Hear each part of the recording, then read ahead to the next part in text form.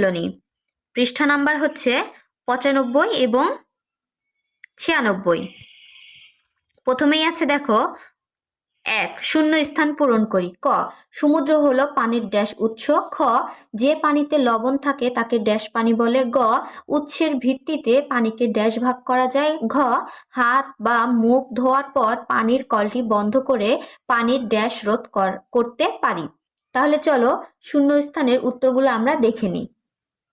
দেখো শিক্ষার্থীরা, 1 নং প্রশ্নের উত্তর। ক সমুদ্র হলো পানির ড্যাশ উৎস। সমুদ্র হলো পানির প্রাকৃতিক উৎস। খ যে পানিতে লবণ থাকে তাকে ড্যাশ পানি বলে। যে পানিতে লবণ থাকে তাকে লবণাক্ত পানি বলে। গ উৎসের ভিত্তিতে পানিকে ড্যাশ ভাগে ভাগ করা যায়।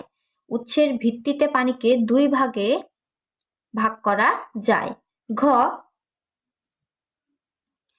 হাত বা মুখ ধোয়ার পর পানির কলটি বন্ধ করে পানির ড্যাশ রোধ করতে পারি।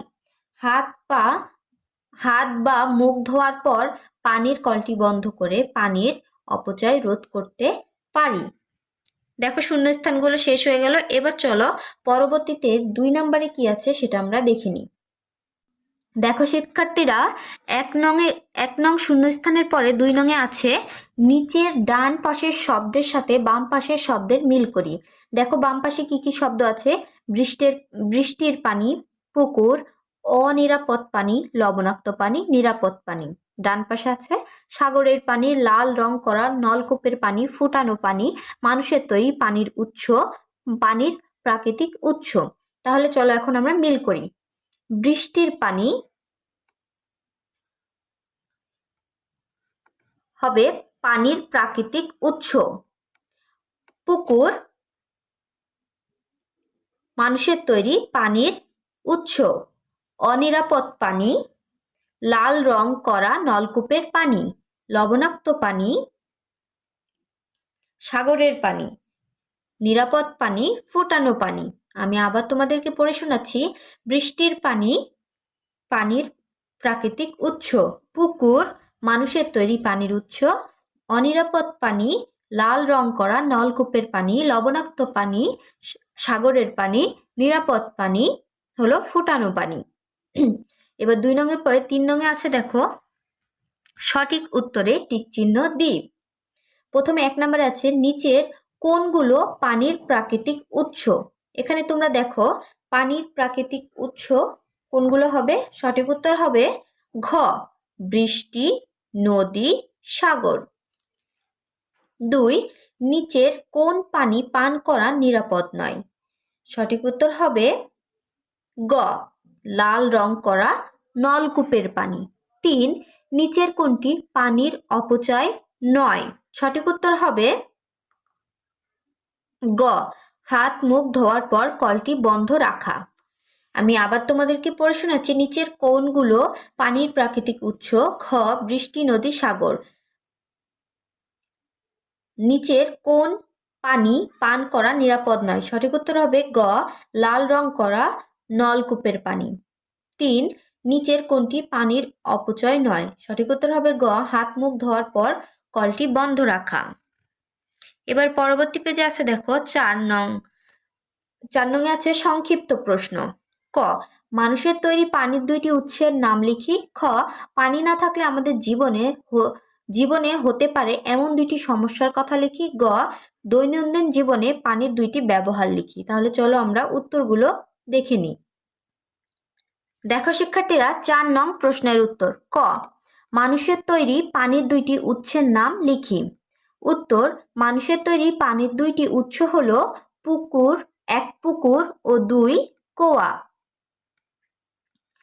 খ পানি না থাকলে আমাদের জীবনে হতে পারে এমন 2টি সমস্যার কথা লিখি। উত্তর পানি না থাকলে আমাদের জীবনে হতে পারে এমন 2টি সমস্যা হলো 1 পিপাসা লাগলে আমরা পানি পান করতে পারবো না। 2 ফসল বা খাদ্য উৎপাদন করতে পারবো না। গ দৈনন্দিন জীবনে পানির 2টি ব্যবহার লিখি। উত্তর দৈনন্দিন জীবনে পানির 2টি ব্যবহার হলো 1 গোসল করা ও 2 কাপড় পরিষ্কার করা। আমি আবার তোমাদেরকে পড়ে শোনাচ্ছি। ক মানুষের তৈরি পানির দুইটি উৎসের নাম লিখি। উত্তর, মানুষের তৈরি পানির দুইটি উৎস হলো 1 পুকুর ও 2 কুয়া।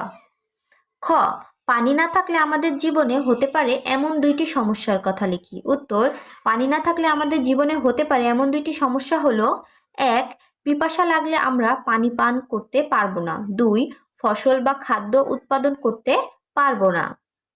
গ, দৈনন্দিন জীবনে পানির দুইটি ব্যবহার লিখি। উত্তর, দৈনন্দিন জীবনে পানির দুইটি ব্যবহার হলো 1, গোসল করা ও 2, কাপড় পরিষ্কার করা। এখানেই শেষ হয়ে গেল 4 নংয়ের সংক্ষিপ্ত প্রশ্নগুলো। এবার চলো 5 নংয়ে কি আছে সেটা আমরা দেখে নিই। দেখো শিক্ষার্থীরা, 5 নংয়ে আছে বর্ণনামূলক প্রশ্ন। ক, পানি অপচয়ের 4টি কারণ লিখি। খ, পানির অপচয় রোধে আমাদের 4টি করণীয় লিখি। গ, লবণাক্ততার ভিত্তিতে নিচের পানির উৎসগুলোকে শ্রেণীকরণ করি। ঘ, পানির অপচয় রোধ করা কেন প্রয়োজন। তাহলে চলো আমরা উত্তরগুলো এখন দেখে নিই। 5 নং প্রশ্নের উত্তর। ক, পানি অপচয়ের 4টি কারণ লিখি। উত্তর, পানি অপচয়ের 4টি কারণ নিম্নরূপ। 1, পানির নলে ছিদ্র থাকলে তা ঠিক না করা। 2, কাপড় ধোয়ার সময় পানির কল ছেড়ে রাখা। 3, গোসল করার সময় অপ্রয়োজনে ঝর্ণা বা কল চালু রাখা। 4, দাঁত ব্রাশ করার সময় বেসিনের কল ছেড়ে রাখা। আমি আবার তোমাদেরকে পড়ে শোনাচ্ছি। ক, পানি অপচয়ের 4টি কারণ লিখি। উত্তর, পানি অপচয়ের 4টি কারণ নিম্নরূপ। 1, পানির নলে ছিদ্র থাকলে তা ঠিক না করা। 2, কাপড় ধোয়ার সময় পানির কল ছেড়ে রাখা। 3, গোসল করার সময় অপ্রয়োজনে ঝর্ণা বা কল চালু রাখা। 4, দাঁত ব্রাশ করার সময় বেসিনের কল ছেড়ে রাখা। নাম্বার খ, পানির অপচয় রোধে আমাদের 4টি করণীয় লিখি। উত্তর, পানির অপচয় রোধে আমাদের 4টি করণীয় হলো: 1, দাঁত ব্রাশ করার সময় পানির কল ছেড়ে না রাখা। 2, হাত বা মুখ ধোয়ার পরই পানির কলটি বন্ধ করে রাখা। 3, বালতিতে পানি ভরে তারপর থালা বাসন ধোয়া। 4, পানি পান বা ব্যবহারের পর অবশিষ্ট পানি গাছপালার গোড়ায় ঢালা। আমি আবার তোমাদেরকে পড়ে শোনাচ্ছি। খ, পানির অপচয় রোধে আমাদের 4টি করণীয় লিখি। উত্তর, পানির অপচয় রোধে আমাদের 4টি করণীয় হলো: 1, দাঁত ব্রাশ করার সময় পানির কল ছেড়ে না রাখা। 2, হাত বা মুখ ধোয়ার পরই পানির কলটি বন্ধ করে রাখা।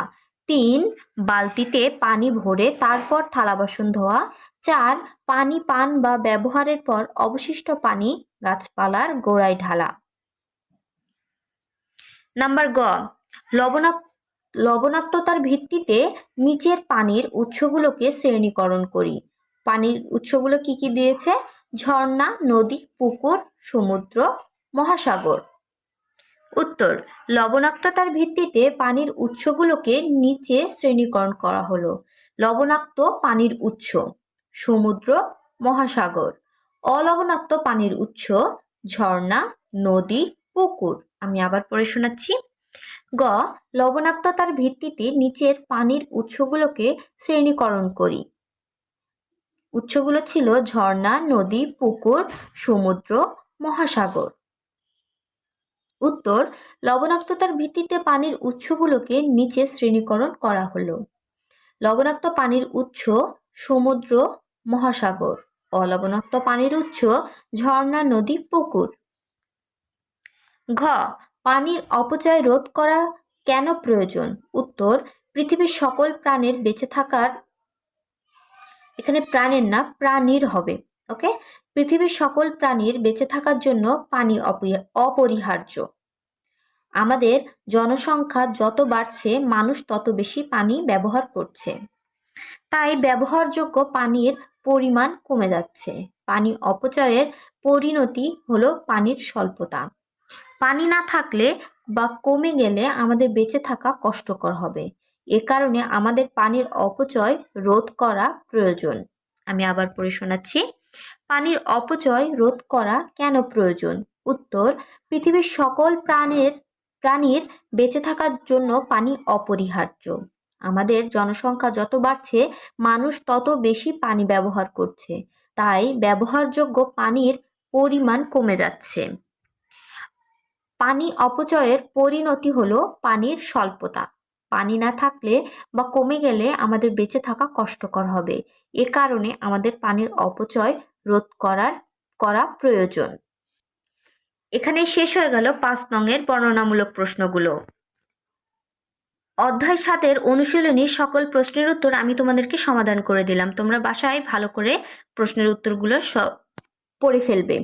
পরবর্তী ক্লাস পাওয়ার জন্য অবশ্যই চ্যানেলটা সাবস্ক্রাইব করে রাখবে এবং